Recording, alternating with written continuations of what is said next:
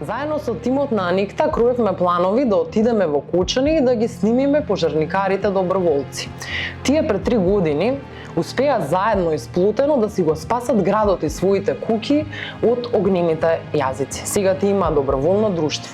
Во меѓувреме дојдовме до документот Центар за јавно здравје Кочани, од кој видовме дека скоро половина од градот има некоја болест на белите дробови. Оно што можевме исто така да видиме и да видиме како се организираат на социјалните мрежи, беше протестот кој тие го држеа некои 16 дена, дење и ноќе, за да не им се изгради регионална депонија. Сакавме да видиме како во еден град кој нема ниту 25.000 жители, граѓаните се сплотени, живеат солидарно и сватиле дека нема кој да ги спаси ако не се спасат тие самите.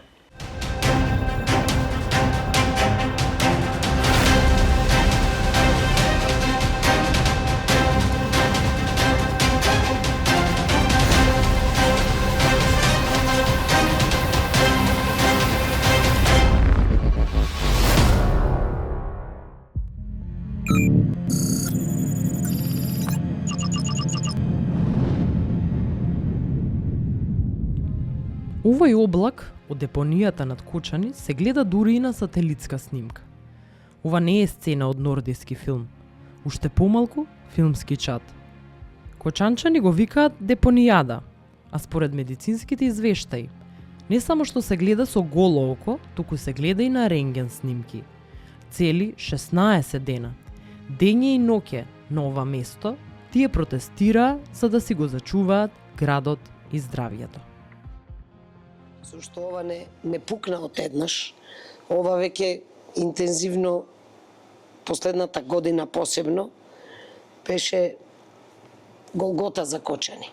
Значи, беше празник на градот кога немаше црн облак, интензивно, смрдлив и јако и физички да го секој граѓанин чувствува на око, на нос, на дишење, на се. Преку прозорите ни влегуваше во собите. Тоа беше празник на Кочани. Тие денови кога беше мир на депонијата, беше празник на кочанци. Така да многу опомени се праќаа до надлежните. И лично, и преку социјалните мрежи. Граѓанството на секој можен начин го изразуваше својот гнев и своето незадоволство. И на крајот очекувано беше да пукне. И пукна. Драго ми е што сепак се почна и се заврши во рамките на законските прописи и на еден мирен и релативно пријателски, не адекватен збор да речем, ама не само за Кочани. И цела Македонија и цел свет. Да ти дирне во здравје. Тоа мислам дека целата хуманост паѓа во вода. Целото човеколюбие исто паѓа во вода. Значи, се можеме да толерираме и толерираме. Ни нагазнаа на национално достоинство, ни нагазнаа, ни нарушија систем, ни го рушат 30 години. Афери финансови од народни пари, од буџети, само ние тоа можеме да го издржиме. И се алалки им чиниме да не ни бркнеа во здравјето. Кај го има тоа? 50% од населението да ви е заболено со најтешката болест во последните неколку години. Значи, сега е здравје и животна загрозеност, без војна, без куршум не убиват, без вода не дават. А ние шо да им шлакаме се уште? Ајде, човек и со малку пари знае и со многу пари знае. Алалки, пак ќе речам, не се ворети финансовите афери, ама еве, живи сме, здрави сме, се снајдуваме. Ама ова што се случуваше во последните 2 години во Кочани не беше хумано. И како што велат тие самите, првата битка е добиена. Нивната борба вроди со плод и сега очекуваат соработка со институциите и надлежните. Не се веќе набокаат 24/7. Од моментот на завршување со блокадата, ние се самоорганизиравме, правевме патроли на секои 2 сати со различно возило, кои што луѓе доседат 2 сата горе кај депонија, гледаат кој влегува, како влегува, што се депонира, како функционира контролот, дури фативме многу несакани случаи. Нема евиденција кој фрла ѓобре, без разлика дали е компанија или е приватно лице, освен кој е по водовод. Значи, кој е по водовод има ексклузивитет на депонијата. А имаме многу приватни лица кои се фрлаат шут или било кој друг тип на ѓубре, во кој повеќето од нив се компании за кои што прашавме дали има прво договори за таа тема, дали има наведено кои регистрации се дозволени да го фрлат тоа, дали има некој контрола као записи кој кога фрлил, што фрлил, како фрлил. И свативме дека таму има проблем организацијски комплетно. Имат преземено некои акции.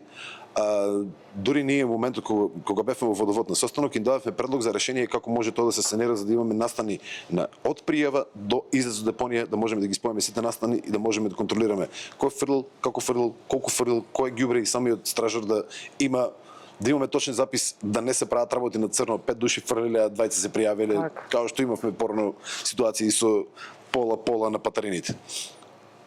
Што не е било ни чудно кај нас никогаш. Сега буквално се обидуваме, ние не идеме на кавга у било која институција. Ние одиме да бараме решение, да понудиме решение и да понудиме наша поддршка, ако они дадат на нас поддршка и да имаме поверение заедно. Моментално комуникацијата не иде, сакам да кажам и да ги пофалам локалните, дека супер комуницираме. Значи и со локална самоуправа, бевме на состанок во водовод, имаше жалба до МВР, бевме разговаравме и со МВР. Свативме дека комуникацијата од МВР со водовод има проблем у тоа како функционира комуникација, значи протокола на повикување на помош доколку треба и тоа треба да се ревидира. Со други зборови, Со други зборови, ние видовме проблем дека прво ние немаме ни протокол ни процес како што треба дефиниран, можда гарант го има на документацијски, ама кој знае колку време не е ревидиран, а не само што дали го има или го нема, ние го немаме транспарентно, што секој треба граѓанин да го има тоа. Би сакале да тргнеме буквално од како се фрлат ѓубрето, кога, во кој интервал, која тура, да си го средиме градот, буквално, за да може и луѓето да може да повикуваат на проблем, а и самите институции да имат да водат кај им е проблем. Но ова не е прв пат кочанчани сами да си го спасат градот. Пред 3 години на Илинден, големите пожари дојдоа буквално до куќите на жителите. И последните информации поврзани со пожарот кој што пристигнаат, алармантна е состојбата во Кочани. Во последните 2 минути, кога го напуштиле објектот пред да го зафати огнената стихија. Страшно, село ќе изгори. Каме авионите се, хеликоптерите. На господинот председател да ги пушти да се онади градови се изгорелиш.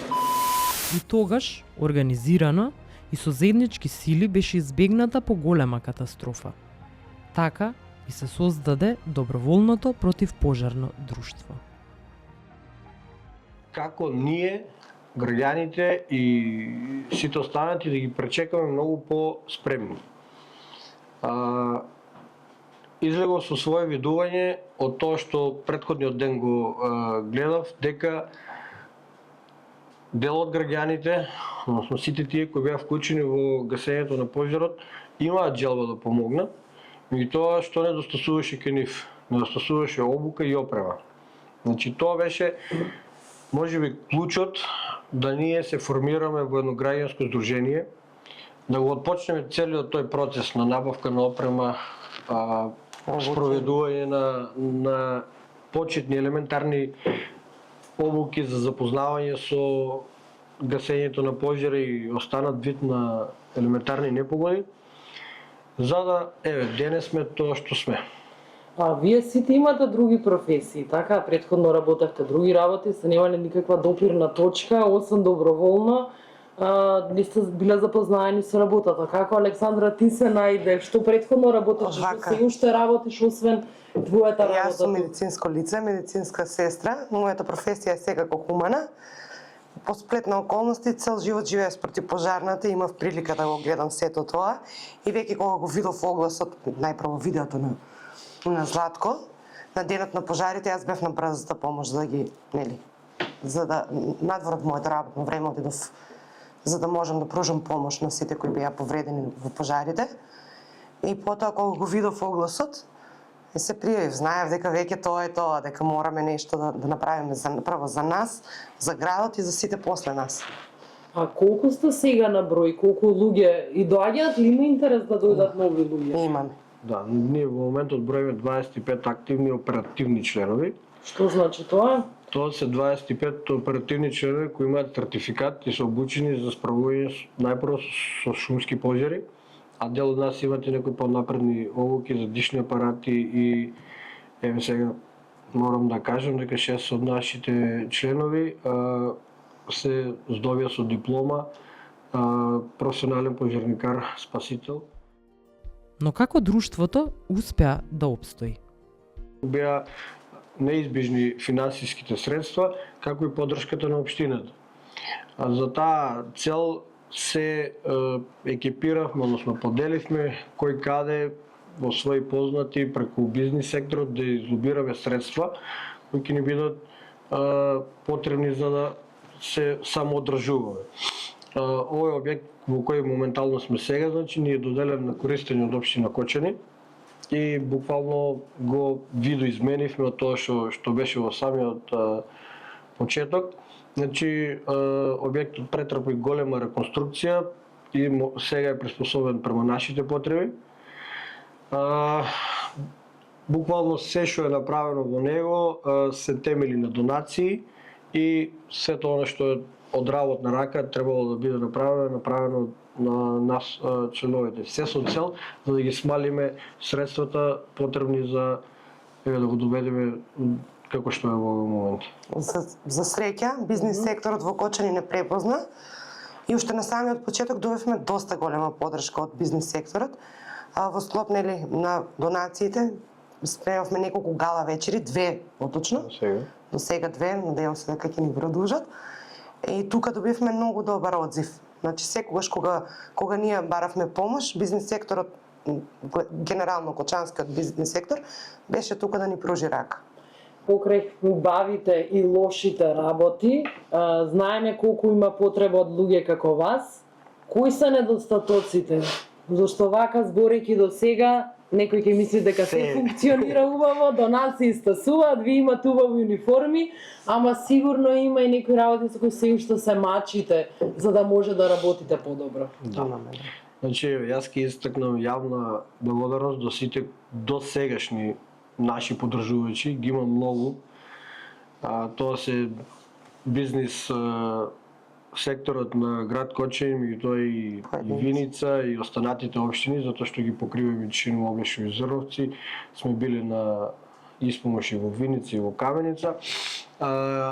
Така да голем е кругот на луѓе кои нас до сега не поддржале, меѓутоа исто така и од наша страна не сме доведени во ситуација да нивната поддршка е била злоупотребена и секогаш кога сме биле на позиција да бараме нешто, сме се ставале во функција и да ние нешто од нас дадеме и помогнеме во зависност од нашите потреби од барањето на истите. Она што секој кај нас недостасува е тоа што ние како доброволно противопожарно друштво, издружение на граѓани, така сме формулирани во Централниот регистар, е што немаме добиено статут, односно статус на доброволци и доброволно противопожарно друштво. За жал, нас државата и системот се уште не препознава. Значи, ние во Централниот регистар имаме шифра 10.9, односно недефинирана дејност. Лично за мене, верувам и за сите колеги, ова е поразителен факт, затоа што не може една од најхуманите работи на светот да биде со недефинирана дејност во 21 век во нашата држава. Значи, лично моите заложби се ова да се промени, да бидеме дефинирана дејност, што секако дека е сеопфатна, значи помагаме во различни сектори, меѓутоа секогаш помагаме токму баш онаму каде што е најпотребно. И за мене ќе биде многу голем исчекор, бенефит за сите доброволци да добиеме статус на доброволен пожарникар, да добиеме статус на доброволно противопожарно друштво и како што летово имавме еден куп пожари и на тие пожари имавме многу голем одзив на доброволните пожарникари. државата да не смести во некој систем, да не смести во некоја институција, да раководи со нас, меѓутоа од друга страна и да не финансира и да не помага со возила и опрема. Мислам дека има уште неколку работи кои би ги напомнал, со кои ние до сега си имаме соочено, и тоа е за нас своевиден проблем, односно не ни е баш драго, а тоа е при увозот на противпожарни возила, кои ние ги имаме 3 до сега, ги имаме увезено од Хрватска, Словенија и Белгија, за истите имаме платено данок на државата. Значи, како доброволни противпожарни друштво, зборувам за ДПЛ Кочани, од државата немаме добиено ништо како бенефит, како финансиски импакт или како да го наречам, а ние на сметка на тоа дека и помагаме на државата, дури и финансиски. Мислам дека тоа треба да биде изрегулирано со закон во најбрз можен рок. Можеби ние со возилата према нашите потреби сме окей, за нашата работа, вид на пожари, значи обезбедени сме и со наволно возило, обезбедени со пратечко возило и едно од поретките на нашите терени сега најновото возило, комплетна донација од Антура, е специализирано возило токму за шумски пожари. Значи за сите овие 3 возила имаме платено данок при увозот на истите. Сакам ова да се промени, затоа што ако не за нас, можеби за нашите колеги кои во иднина ќе одвојат средства, односно ќе соберат средства да си набават возило и подигнат своите капацитети на действување, да бидат ослободени од овие давачки. Работа има преку цела година, иако јавноста се обично слуша само на лето. Но исто така, нивниот труд, силна желба да помогнат и ентузијазмот им донел прво место на меѓународен надпревар.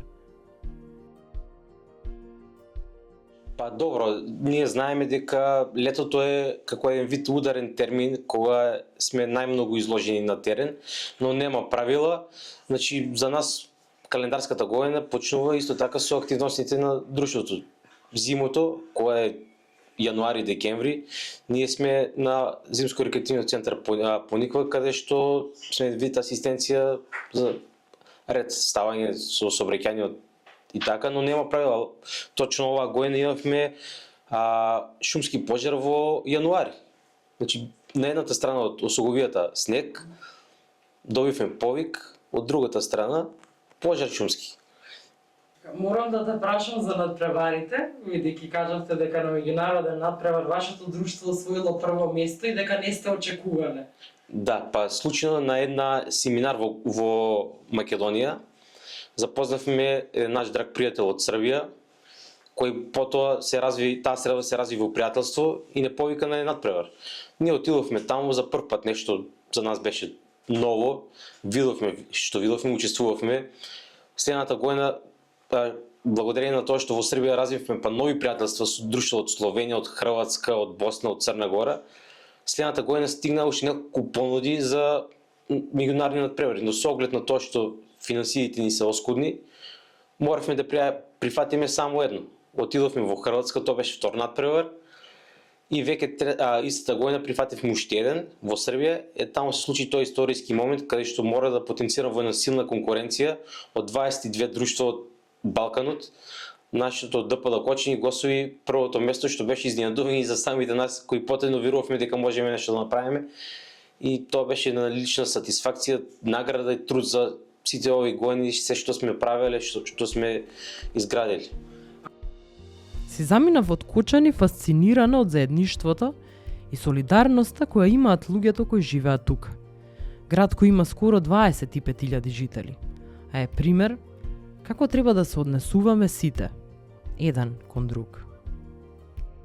Емоцијата дојде многу отпосле, ама дојде, не одминува. Мислам, како еден од поемотивните делови, барем за мене, ќе ги кажам, доделувањето на пакетчињата. Секоја година собираме пакетчиња и ги носиме на ранливите категории. Мислам дека една недела после тоа не се доаѓа на себе.